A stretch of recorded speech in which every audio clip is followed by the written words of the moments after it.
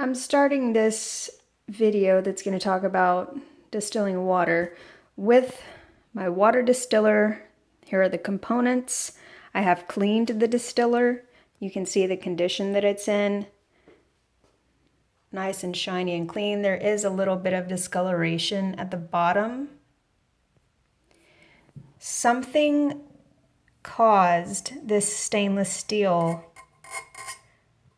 to be corroded a little bit. I'm not sure what that is, but after a couple of uses, it's like something in the water ate it away. So that's scary. Stainless steel. What in the water would make stainless steel do that? Or is this just defective stainless steel? Because you would think stainless steel should be stainless, but there are some stains. And on the top of this, the water has caused some stains and I can't get it off. Anyways, just look at the condition of this right now. Notice how clean it is. And then after several batches of water that I distill, I'm going to let the gunk keep building up and show you what's left in there. I'm going to count the number of times I used the distiller. So this is number 1. I've cleaned it, and this is the first batch that's going in. It's real simple. You just fill the glass carafe, pour it in here. There's a fill line inside of here, but if you use the glass carafe, you know that you're not going to go over the fill line. And then you take the lid, put the lid on. It's hard for me to film myself doing this, but I'll try. I had to turn it around, but I have attached the lid to the base, and the lid is now plugged into the base. The electric outlet is plugged in. I'm going to put the lid on my carafe, the glass carafe, which is great because then you don't worry about the plastic and junk, BPA and whatnot. So I've got that on there. I have to line up that opening with this part right here. This is where the water drips out. Okay, I'm pressing the on button. And then you're going to hear the fan start going. And what's happening right now is the water inside is going to be heated up to a boil. That water is going to create steam. It's going to turn into steam that's going to collect at the top. And then it condenses and will drip down through this. There's a activated charcoal filter in there. It's going to drip through that and then collect in the glass carafe. And I've found that this process takes about 4 to 6 hours. I have started my water distilling experiment. I have paper and pen here to keep track of the distilled water batches tally. So I'm going to keep a tally of how many batches of water go through the distiller, and then I can show you the amount of gunk that is left after a certain number of batches. And the water distiller just finished with its batch. As you can see, all of the pure distilled water is now in the glass carafe. You can see a few more drops still coming out.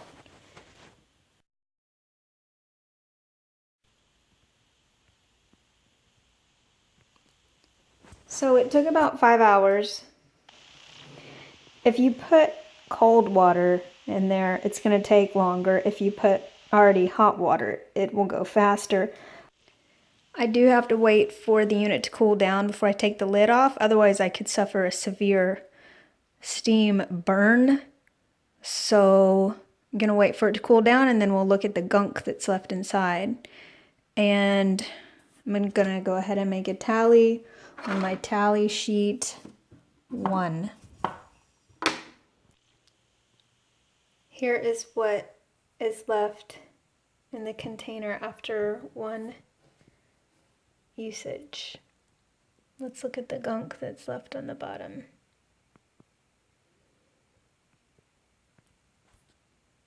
What is that?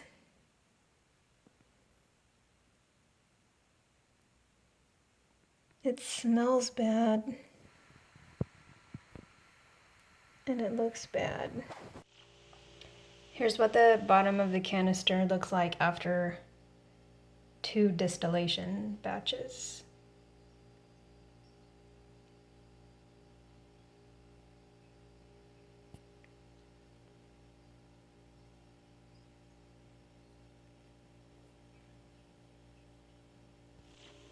And I'm gonna leave the lid off so that it can completely dry out before the next batch, so that we know that this is not mold or mildew growing inside.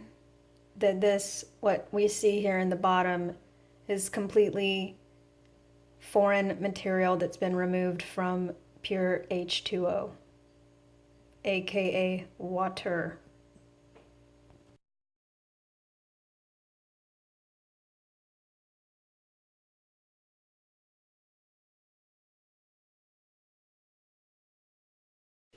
All right, it's been 1 month since I've cleaned the water distiller. I just made my 15th batch. Let's see what's inside.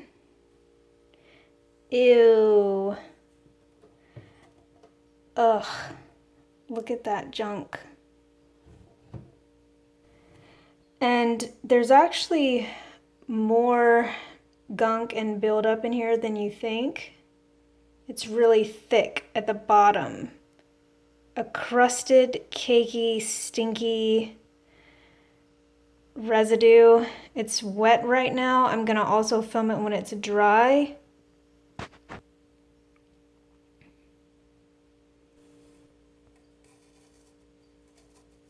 Look at this stuff. This is the residue that's at the bottom.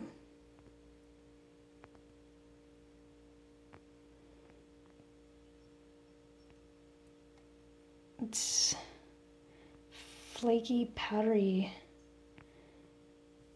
weird stuff. When I try to get this gunk up, it's really weird and it stinks. I'll try to grab a good bit of it.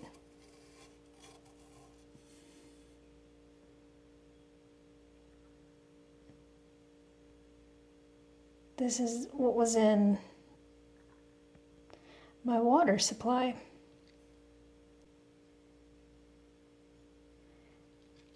And I mean, it's pretty thick in here and in here. I would have consumed this within a month, and I'm sorry, but I don't want to consume that. Even if some of it is calcium and other nutrients that could be good for me, I don't want to consume this. This is not H2O. H2O, water, in its purest form, turns into a gas when it reaches a certain temperature. Okay, whatever doesn't evaporate is not water. What's in my hand right here is not water. And I want to be consuming pure water. I can get whatever nutrients, vitamins, and minerals that I need through my food sources. And that's where I prefer to get them, because a lot of people around here actually buy water because it's known that this local source has too much calcium, which leads to kidney stones. And also, too much calcium, if you don't need it, can prohibit iron absorption, and I'm extremely anemic, and I just don't need calcium at this stage in my life. And I hate to say it, but probably fluoride. It's kind of starting to even burn my fingers. Look at this. Look at this weird formation on the side here that formed. It's like these scales formed on the side of the interior of the water distiller. Let me mess with that and see what happens.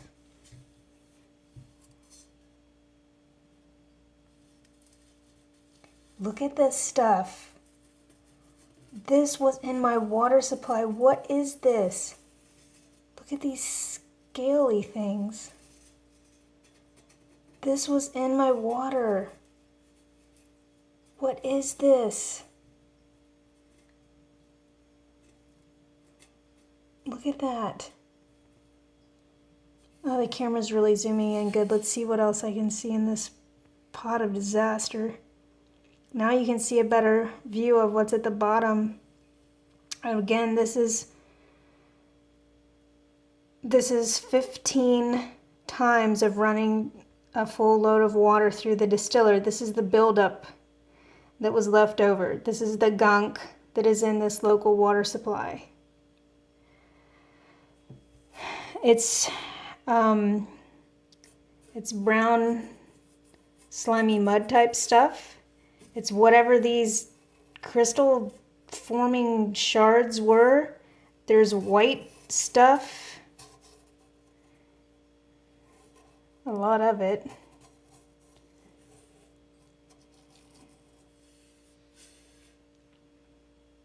Oh my gosh, here's a whole nother like colony of these whatevers that built up. Ew, that is so weird.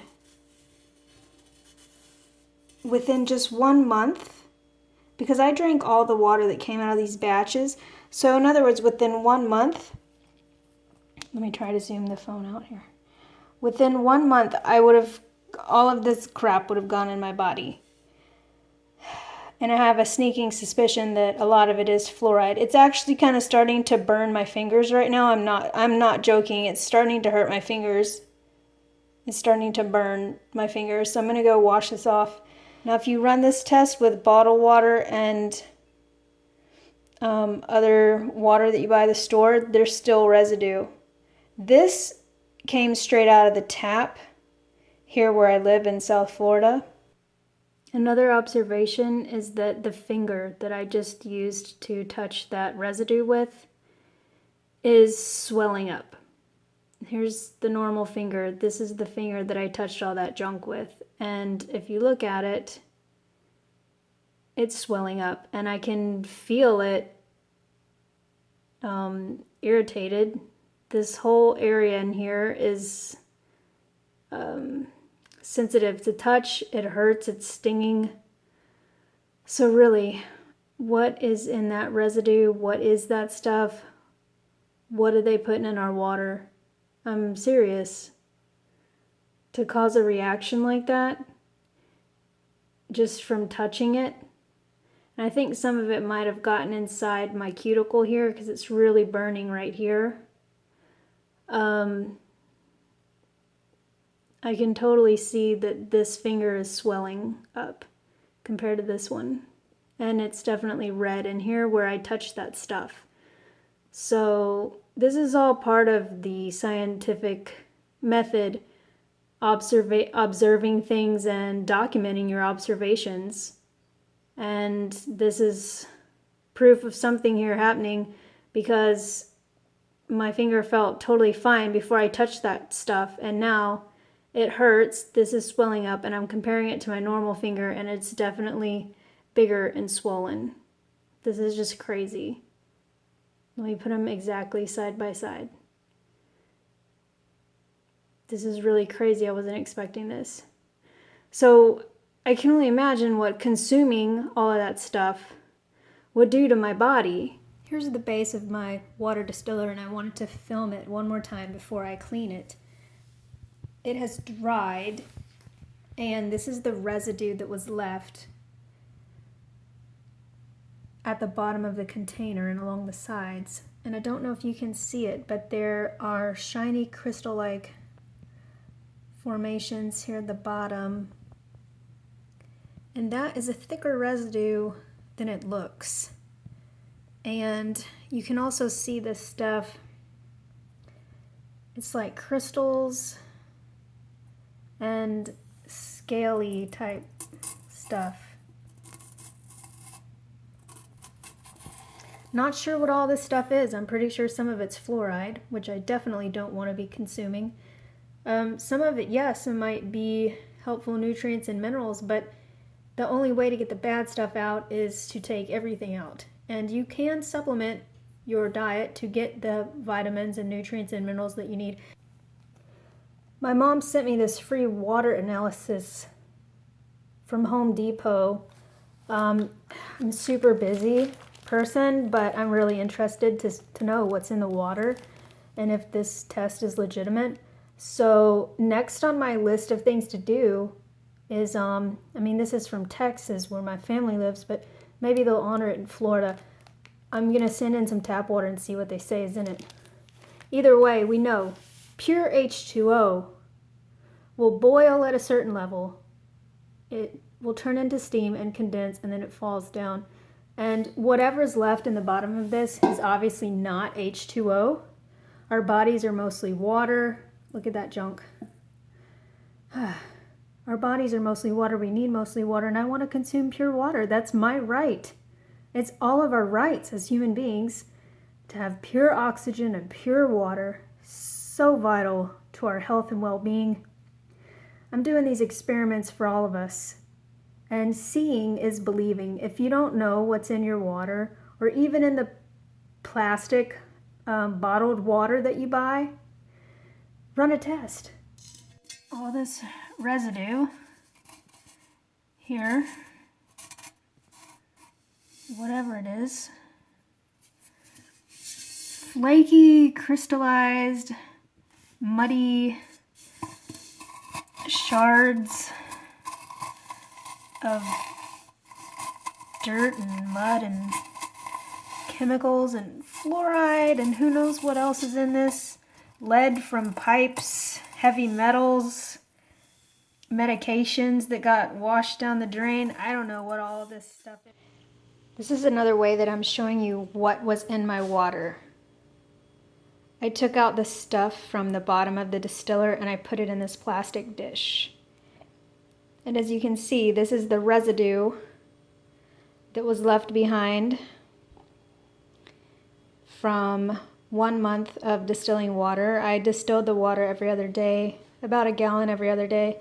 And this is what would have gone in my body within that month if I had not removed it from my water.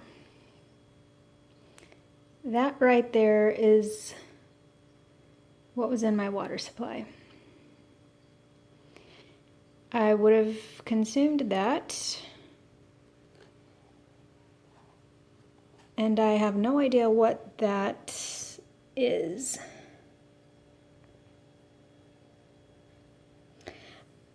But either way, it did not go in my body. Instead, it's here in this dish, and I am showing you what it was. So, if indeed they're sneaking stuff into our water supply, this is how they do it. You wouldn't be able to see this if it was mixed into 14 or 15 gallons of water.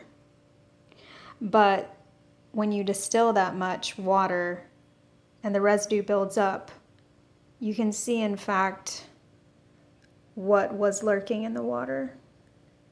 And I don't know what this is. I'm going to try to take it to Home Depot and see if they'll test it, and maybe the answers will be honest. I don't know. Anyways, seeing is believing, and you can see this junk that was in the water. And there's no telling what it is because every water supply is different. Just because your water has certain things in it doesn't mean that every water supply has that. Ugh. Would you drink this? If someone gave you this water, if you're dying, maybe.